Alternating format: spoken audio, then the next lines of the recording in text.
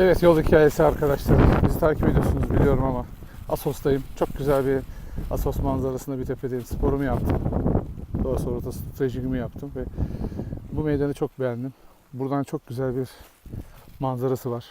Harika görünüyor. Ege Denizi, karşıdaki Midilli Adası. Gördüğünüz üzere Behram Kale. Muhteşem. Orada kalıyoruz. Fakat üzülerek bir mıntıka temizliği yaptık. Mıntıka temizliği yaptık. Görüyorsunuz. Topladığımız şu güzelim alanda bu kadar atık gördük.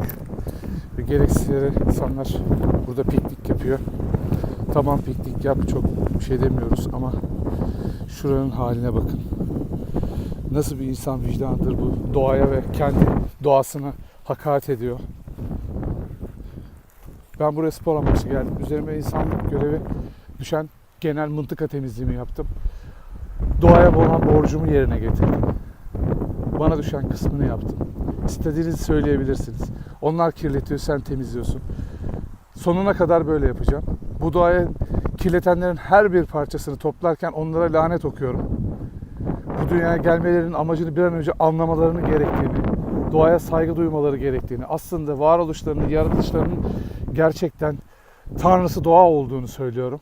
Dolayısıyla insanların bu düşünceye sahip olacağına bir gün inanıyorum ve o inançla da üzerime düşen bu temizlikleri her gittiğim yerde yapıyorum. Evet arkadaşlar, bugünlük bu kadar. Burada çok güzel bir spor yaptım şu tepede. Ve sizlerin de buraya gelmenizi tavsiye ederim. Halen de elimde görüyorsunuz poşetler toplanmış. Bir kısmını kullanacağım. Görüşmek üzere arkadaşlar. Hoşça kalın.